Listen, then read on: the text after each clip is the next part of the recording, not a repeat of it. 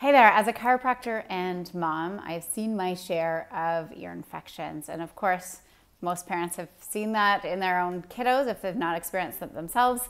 But also as a chiropractor, when I'm dealing with the spine and the nervous system and cranial stuff, when you imagine that the ears here and the upper cervicals are right here, it's pretty close in there. So it often comes up in conversations with the families in my office.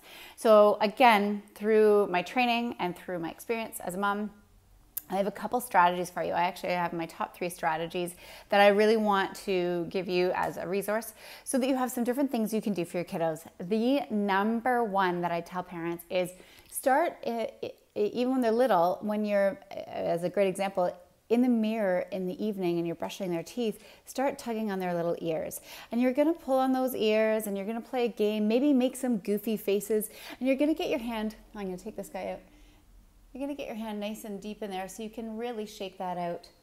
And when you're doing that, what you're really going to be doing is allowing that little eustachian tube to open. So children's eustachian tubes are more horizontal than adults. Adults are more vertical, and they're also tinier. So any amount of inflammation is going to really build up in there. So we really want to keep that moving. But also, you're going to then get a warning as something is brewing when they start to go, ow. So every night we've been doing this and it's a fun game, and all of a sudden, ow, they don't like it anymore. So what you're gonna do is go in and make sure that you're wiggling it. And I know in the moment it's not the warm, fuzzy, great feeling thing to do, but trust me, it makes a huge difference because you can start to clear that right away for those kiddos.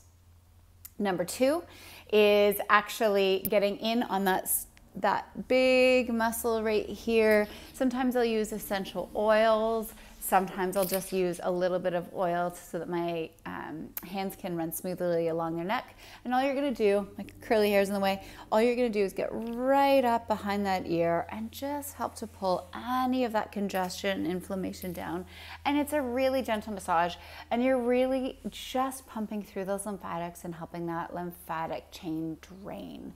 So it's soothing, it feels good, it's something that you can do on a regular basis, and also something that once they start to get that irritability and maybe pulling on those ears, that you can also do that. So again, you're gonna be pulling on those ears, and then you're gonna do that drainage.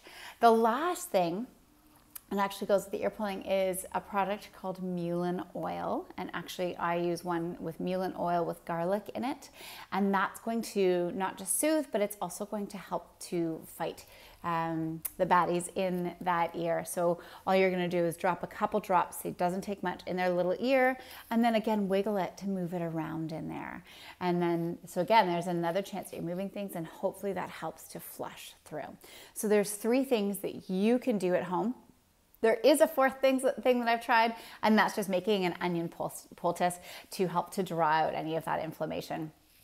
That one's a little bit more involved, a little bit messier, but it is something that you can ask me about when you're in the office, or you can look up online and try putting that on the ear. I hope that that's helpful. Ear infections are not fun.